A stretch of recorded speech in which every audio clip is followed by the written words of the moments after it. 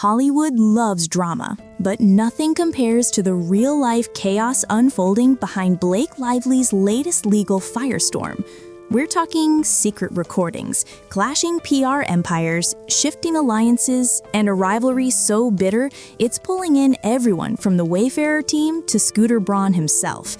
What started as a simple promo disaster has spiraled into a full-scale war, one filled with sealed evidence, explosive depositions, and reputations hanging by a thread. And trust me, this story is about to get a lot uglier. Everything you thought you understood about this Hollywood meltdown is about to flip upside down. If you've been watching the chaos surrounding Blake Lively, Ryan Reynolds, Justin Baldoni, the Wayfarer parties, and Stephanie Jones, you've probably noticed one thing. Nothing about this situation is simple. Every week, a new twist drops, a new filing surfaces, and a new round of finger-pointing begins. But what almost nobody realizes is that all of these conflicts, the lawsuits, the PR wars, the depositions, the deleted messages, the accusations of smear campaigns, are actually tied together by one moment that was never meant to see daylight. A recorded phone call involving Sony. And that, right there, is where this whole story starts to crack open. Because when a phone call that was supposed to stay private suddenly becomes a piece of evidence, it doesn't just shake the table, it flips the entire table into the air. And that is exactly what happened when Jamie Heath, one of the Wayfarer partners, admitted during his deposition that he recorded a conversation with Sony. Not a casual chat, not a friendly check-in, but a phone call in which someone representing Sony allegedly read out a letter that had been written by Blake Lively and Ryan Reynolds, expecting the Wayfarer team to sign it and take the fall for a failing PR campaign. This wasn't just a, "Hey, can you approve this?" kind of letter. This was a, "Please accept full responsibility for everything that went wrong" kind of letter. According to Jamie, he hit record because he couldn't believe what he was hearing, not just out of shock, but because he wanted proof of what was being dictated to him. And that recording, even though we haven't heard it yet, is now sitting like a landmine beneath every person involved. Sony, Blake Lively, Ryan Reynolds, the PR teams, and the Wayfarer partners. The existence of that recording changes the entire narrative. Suddenly the question isn't, who messed up the promotional campaign for It Ends With Us? Now it's, who was trying to manipulate the fallout behind the scenes and who was expected to take the blame? And that's exactly why Sony asked the court not to unseal certain documents too quickly. Imagine knowing a recording exists, one that might show pressure, coordination, or even contradiction to what was said in sworn statements. Imagine not knowing the exact moment it might be released.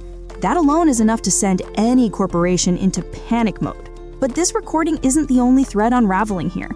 At the same time all this is happening, Blake Lively is trying to pull evidence from a completely different case, a lawsuit between Stephanie Jones and her former employee Jen Abel. That case involves accusations of unauthorized access to a computer, leaked phone contents, and a website allegedly created to smear Stephanie Jones. Here's the twist. Blake is not a party in that lawsuit. Her legal team showed up anyway. Why? Because Blake wants to use testimony from that case to help with her own. And that move tells you a lot about the strategy she's using. Widen the battlefield, pull in more players, and gather as much negative information as possible about people loosely connected to the Wayfarer parties. Meanwhile, the public is starting to pay attention to patterns. Every time new documents drop, more people recall older controversies, like the now infamous plantation wedding Blake and Ryan had years ago. What was once a distant PR embarrassment is being dragged back into the spotlight as part of a larger commentary about behavior, privilege, and patterns of decision-making. This resurfacing is actually more relevant than it seems. Because when you sue someone for harming your reputation becomes part of the case. Anything in your past that contradicts the image you're trying to protect becomes fair game. Suddenly, their wedding, once a glossy Pinterest-style event, is now being analyzed next to the allegations Blake is raising today. And once old wounds reopen, everything becomes harder to control. Back to the legal circus. While Blake's team is trying to stretch their influence into cases that aren't theirs, the court is dealing with a pileup of motions, responses, subpoenas, and accusations of evidence deletion, especially surrounding the signal messages used by the Wayfarer team. Blake's attorneys are pushing the idea that these disappearing messages show intentional wrongdoing. But the Wayfarer people say they were just using the auto-delete feature long before Blake ever sued them, and nobody had any reason to anticipate litigation. And honestly, when you look at the timing, it's hard to imagine anyone predicting that Blake Lively would file this specific kind of lawsuit. PR tension? Sure. Behind-the-scenes disagreements? Of course. But a full-blown, reputation-based legal war? That wasn't on anyone's bingo card. The depositions reflect that too.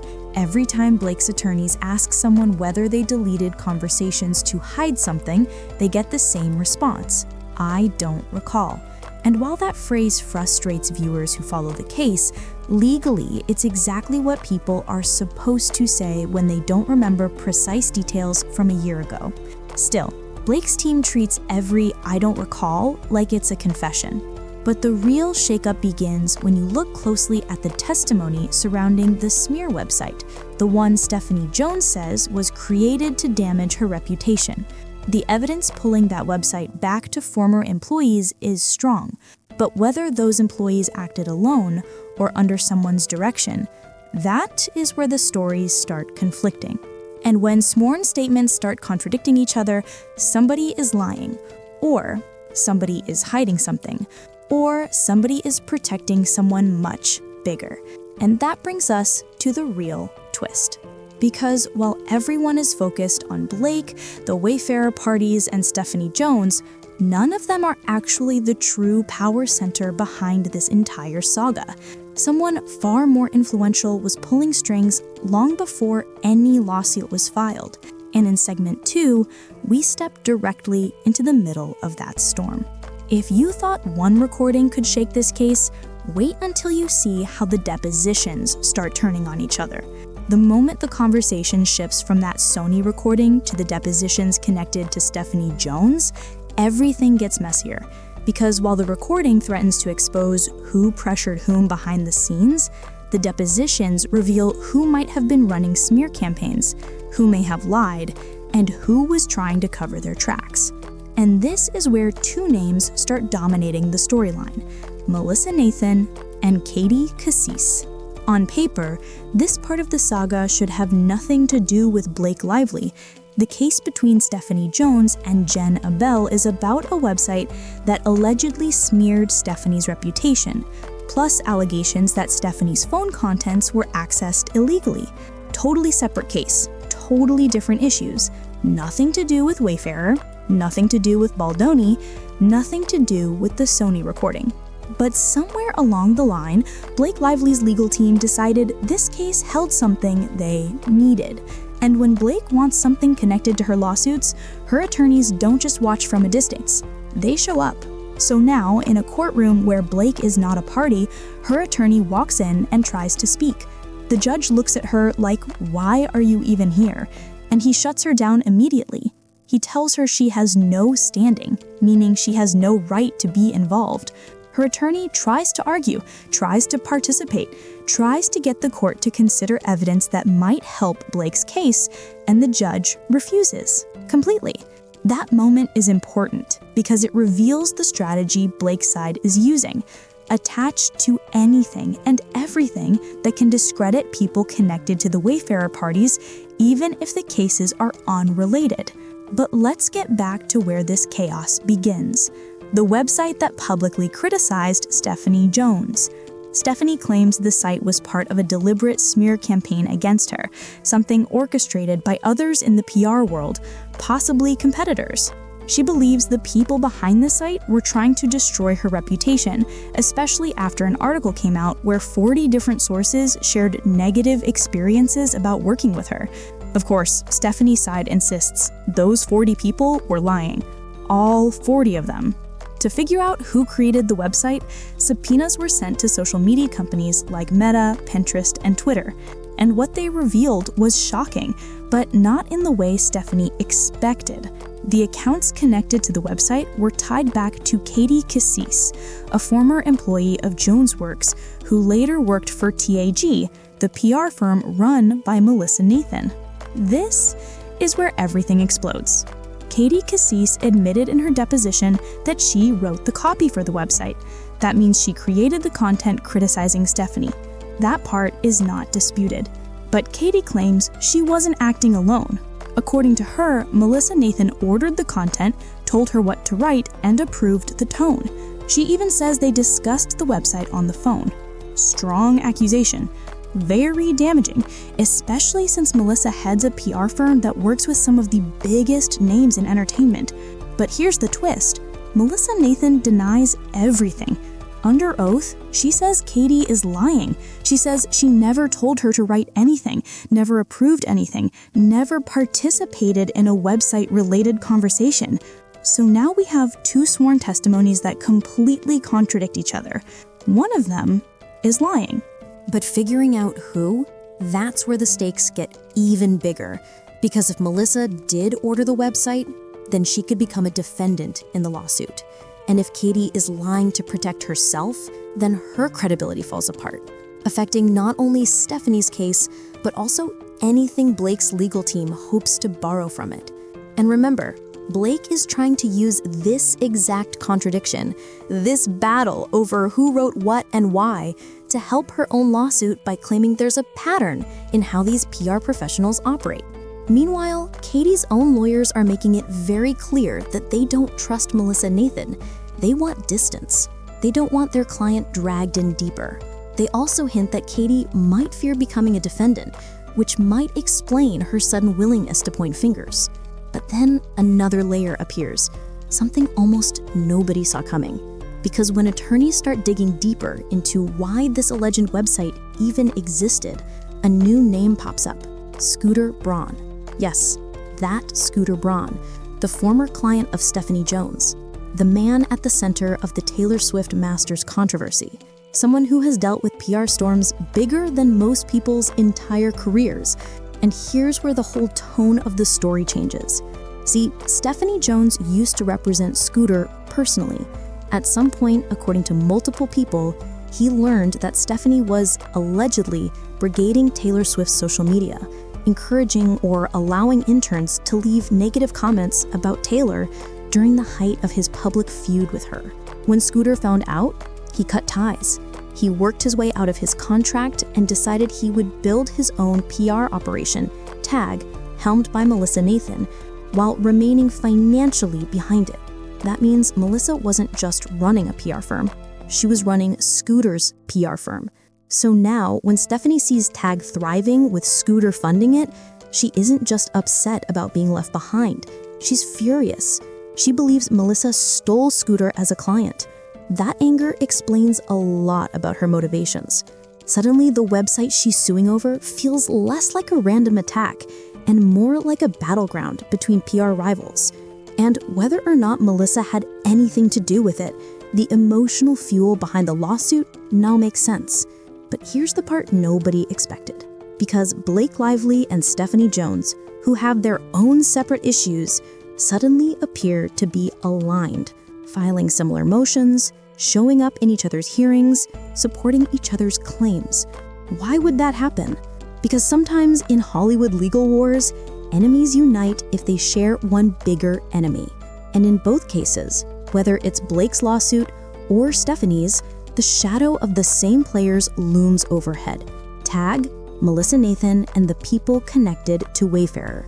But just when the tension between PR firms seems like the core of the story, a new twist hits the courtroom. Because right as attorneys fight over who wrote a website and who didn't, a far more powerful figure steps onto the board. Someone whose involvement explains why this battle is so explosive. And once he enters the story, everything spirals into a deeper, more dangerous conflict than anyone expected. Every PR war has someone hiding behind the curtain, and this is where the real story finally begins. Up until now, the chaos has revolved around Blake Lively, the Wayfarer parties, Stephanie Jones, Melissa Nathan, and Katie Casease. But none of them are the true gravitational center of this scandal. They're the fighters in the ring, not the one who built the arena. Because behind the website accusations, behind the PR rivalry, behind the emotional lawsuits and the messy depositions, sits the one name big enough to connect every thread: Scooter Braun.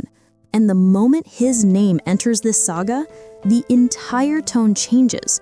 Because suddenly, this isn't just a messy lawsuit anymore. This is an industry-level turf war where reputations, loyalties, and careers are being used like chess pieces. Let's break down why Scooter's involvement matters so much. Years ago, Stephanie Jones represented Scooter, not his business, not his company, Scooter Braun personally. She was his PR support during the most defensive era of his career, the Taylor Swift Masters fallout. That feud was global news. Every statement, every headline, every tweet could shift public opinion. PR wasn't just part of the story, PR was the story. So when Stephanie allegedly encouraged interns to leave negative comments about Taylor's social media, comments Scooter never asked for, things took a dark turn. According to multiple sources, when Scooter discovered what was happening, he wanted no part of it. And that was the beginning of the end. He pushed out of the relationship, moved away from her firm, and quietly began building his own PR support system. But here's the key. He didn't want his name front and center. He didn't want to be seen as controlling a PR company. Because the next twist isn't about a PR firm or a lawyer or even a recording. It's about Blake's own past and how it suddenly becomes the most damaging piece of evidence in a courtroom built on reputation. Sometimes the biggest threat in a courtroom isn't your opponent. It's your own past returning at the worst possible moment. Up to this point, the lawsuits surrounding Blake Lively, the Wayfarer parties, Justin Baldoni, and Stephanie Jones have been fueled by recorded calls, tangled PR wars, contradicting depositions, and a rivalry rooted in Scooter Braun's departure from Jonesworks. But none of that, not the website, not the signal messages, not the Sony recording, lands as hard as what resurfaces next. Because now, Blake Lively's own history is stepping into the courtroom whether she wants it there or not. And it begins with the memory the internet never really forgot: Blake and Ryan's plantation wedding. Years ago, the couple chose Boone Hall Plantation as their wedding venue, a location with deep, painful historical ties. At the time, the backlash was fierce. Photos online showed tables set up in front of former slave cabins. Reviews, commentary, and articles criticized the decision. Ryan later admitted that choosing the venue was a giant mistake. Blake expressed regret too.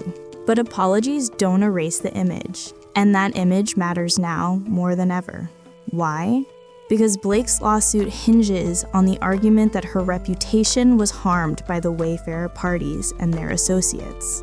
She claims that misleading statements, alleged smear tactics, and negative publicity from them unfairly damaged how she is seen publicly. But when your reputation is the foundation of your case, the opposing side is allowed to bring up past controversies, especially ones that already influenced public perception long before any lawsuit began. That plantation wedding doesn't just haunt her public image, it directly undercuts her legal argument. And her critics, especially online, are connecting this resurfaced controversy to what they're seeing in her current behavior.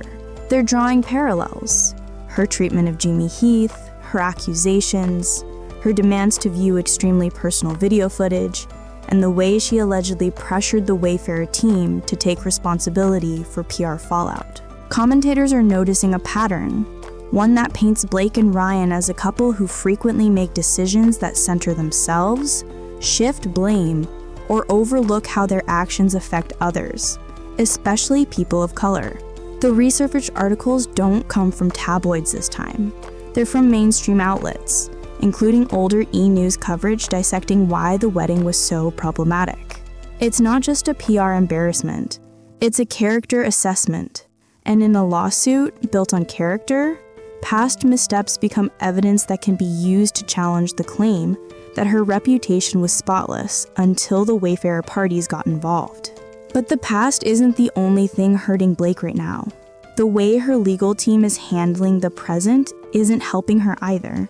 While defending her reputation in one lawsuit, Blake's attorney shows up to a different hearing, one she wasn't invited to, and tries to speak. The judge shuts her down. He warns her she has no standing. The hearing was about Stephanie Jones and Jen Abel, not Blake or Vanzin. But the optics? Terrible. It makes Blake look like she's trying to control multiple lawsuits at once, reaching into places she shouldn't. It unintentionally reinforces the narrative that she's using her influence to push the courtroom in the direction she wants.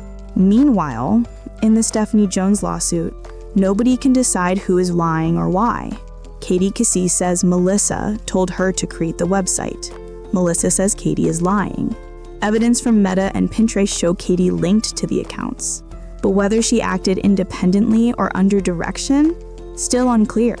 And this chaos spills into Blake's case because she's trying to use the contradictions to argue that the PR people connected to Wayfarer are untrustworthy.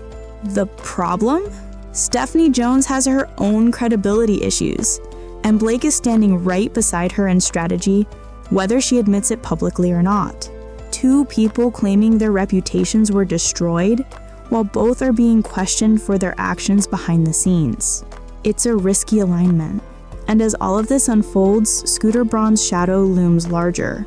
The feud between Jonesworks and Tag explains the emotional intensity behind Stephanie's lawsuit, the trauma of the website, the suspicion, the need to assign blame. Stephanie sees Tag as the enemy because she sees it as Scooter's firm. And the more she fights Tag, the more her conflict bleeds into Blake's case, because she wants to use Stephanie's drama to strengthen her own claims. These connections aren't coincidences. They're strategic moves. And just when it seems like the story can't twist any further, the public steps in again, pulling Blake and Ryan's old controversies back into the conversation. Their plantation wedding, the resurfaced quotes, the media articles, the patterns of behavior highlighted in commentary, the accusations of tone-deaf decisions, the observation that, despite past apologies, similar behavior keeps resurfacing. It doesn't help that accusations against Blake now include claims that she demanded access to an extremely personal birth video belonging to Jamie Heath's family, something many saw as invasive and wildly inappropriate. Critics saw that as another example of Blake centering her own needs above someone else's dignity. And in a lawsuit about reputation, these perceptions matter. In fact, they're deadly, because the more the public revisits Blake's past, the harder it becomes for her attorneys to argue that any damage to her reputation came solely from Wayfarer's actions. And the more old controversies spread, the more potential jurors may see a pattern, whether Blake intended one or not. And here's the final twist. This entire saga, with all its contradictions and testimonies, is still unfolding. More depositions are waiting to be unsealed. More motions are waiting for rulings. More hearings are on the horizon. Nobody knows what's in that Sony recording. Nobody knows which testimony the judge will believe. Nobody knows which PR firm the court will side with. And nobody knows whether Blake and Stephanie's alliance will crumble or tighten as pressure increases. What we do know is this. This isn't just a legal battle anymore. It is a sprawling web of resentment, lost loyalties, damaged reputations, corporate pressure, PR rivalries, and past mistakes resurfacing at the worst possible time. And every day, as new filings emerge, the story gets more tangled, not less. Because with more evidence still sealed and multiple reputations on the line, the most explosive secrets of this Hollywood war haven't come out yet. And when they do, the fallout will make everything so far look like the calm before a storm.